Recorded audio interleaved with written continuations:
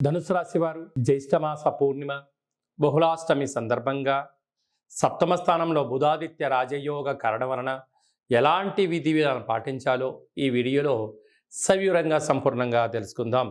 ధనుసు రాశిలో ఏ నక్షత్రాలు వస్తాయనగా మూలా నక్షత్రంలోని 4 పాదాలు, పూర్వాషాఢ నక్షత్రంలోని 4 పాదాలు, ఉత్తరాషాఢ నక్షత్రంలోని 1 పాదం కలిపితే ధనుసు రాశి అవ్వడం జరుగుతుంది. చాలామందికి పుట్టినటువంటి కాల సమయంలో పేరు యొక్క మొదటి అక్షరాన్ని అనుసరిస్తూ రాశిని తెలుసుకునే ప్రయత్నం చేద్దాం. ఏ, యో, బా, భీ, బూ, ధా, బా, డా, బే అక్షరాల వారితో ధనుసు రాశి జాతకులే. ధనుసు రాశి యొక్క అధిపతి దేవగురు బృహస్పతి. వీరికి తృతీయంలో శని భగవానుడు స్వక్షేత్రకంగా సంచారం చేయడం వలన తాత ముత్తాతల నుంచి కానీ, తల్లిదండ్రుల నుంచి కానీ, అన్నదమ్ముల నుంచి కానీ, అక్క చెల్లెలు వీరందరూ కూడా మీ యొక్క ప్రతి విషయాన్ని గమనిస్తున్నారు, మీ ఎదుగుదలను గమనిస్తున్నారు.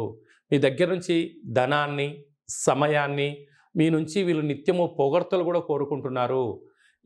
మీరు ఎలా ఉండాలనుకుంటున్నారంటే నిత్యము మీరు వాళ్ళ కోసమే జీవించాలి, మీ యొక్క సంపాదన వారికే పెట్టాలి, మీ యొక్క ఆనందం వాళ్ళతోనే ఉండాలి, మీరు పక్కలుగా ఎవరితో స్నేహం చేయకూడదు అనేటువంటి స్వార్థపూరితమైన పరిస్థితి అప్పుడప్పుడు ఉండబోతుంది. ఇలాంటి కాల సమయంలో మీరు దేన్ని స్వీకరించకుండా, అంటే పొగడ్తలకు దూరంగా ఉండడం, అనడం వద్దు, అనిపించుకోవడం వద్దు, మీ పని మీరు చేసుకుంటూ వెళ్తూ ఉండండి. శని భగవాన్ యొక్క ఆశీల వలన వాళ్ళ పని వాళ్ళు చేసుకునే ప్రయత్నం అవుతుంది. లేకపోతే వాళ్ళు వాళ్ళ పని మానేసి మీ చుట్టూ తిరుగుతూ మీ దగ్గర నుంచి వీటన్నింటిని పొందాలని ఎదురు చూస్తున్నారు. తస్మాత్ జాగ్రత్త. అర్ధాష్టమ రాహు.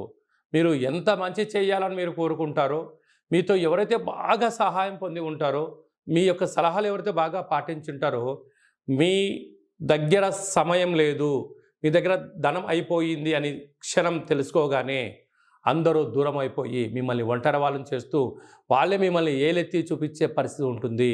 కనుక వీలైనంత వరకు కొన్నిటిని క్లుప్తంగా ఉంచుకోండి. ఎలాంటి అంతర్గత విషయాలు, చర్చలు, ధనపరమైనటువంటివి, ప్రాజెక్ట్కి సంబంధించినటువంటి మీ వ్యక్తిగత వివరాలను ఎవరితో చర్చించకపోవడమే మంచిది. ఫేస్బుక్లో కానీ, వాట్సాప్లో కానీ దయచేసి కొన్నింటిని ఫార్వర్డ్ చేయొద్దు. అది నిజమని తెలిసినను ఇలాంటి కాల సమయంలో చేయొద్దు. ఈ రాహు మాయాకారకుడు అవ్వడం వలన, అంటే వీరు పంపించిన ఫార్వర్డ్ నేను చేయడం వలన, నేను దాన్ని క్లిక్ చేయడం వలన నా అకౌంట్లో డబ్బులు పోయాయి అని చెప్పి కొందరు మీ పైన నిందలు వేయడానికి సిద్ధంగా ఉన్నారు. తస్మాత్ జాగ్రత్త.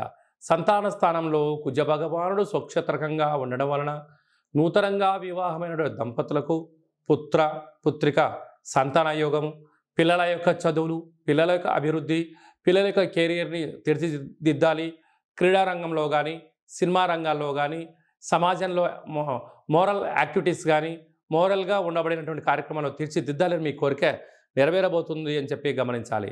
6వ స్థానంలో గురు సంచార స్థితి ఉండడం వలన పిల్లల యొక్క చదువులు, పిల్లల యొక్క అభివృద్ధి ఎటువైపు వెళ్తుందో, ఇంత ఖర్చులు పెడుతున్నాను, వీళ్ళు ఏమవుతుందో అని చెప్పి కొద్దిపాటి అభద్రత కూడా ఉంటుంది. కనుక పిల్లలకు ఇష్టమైనటువంటి చదువులే చదివించండి. మీ కోరికలు తీర్చుకోవడం కోసం వాళ్ళని ఫ్యాషన్ రంగంలో, డాక్టరేట్ రంగంలో, ఇంకో రంగంలో ప్రయత్నం చేసిన సమయం, ధనం వృధా అవ్వడమే కాకుండా మీరు ఇబ్బంది పడతారు అని చెప్పి గుర్తుపెట్టుకోగలగాలి. సప్తమ స్థానంలో ఏడాది తర్వాత రవి భగవానుడు మిథున రాశిలో బుధుడితో కలిపి సంచారం చేయడం, అక్కడే శుక్రుడు ఉండడం వల్ల విలాసవంతమైన జీవితానికి స్వాగతం పలకడం, ప్రభుత్వ ఉద్యోగ ప్రయత్నం చేయడం, విజయాన్ని సాధించడం, అన్నింటా విజయం, నూతన గృహాలు, వాహనాలు, బంగారు ఆభరణాలు, నూతన వస్త్రాలు, క్రయ విక్రయాలు మీ సొంతం అని చెప్పి గమనించాలి.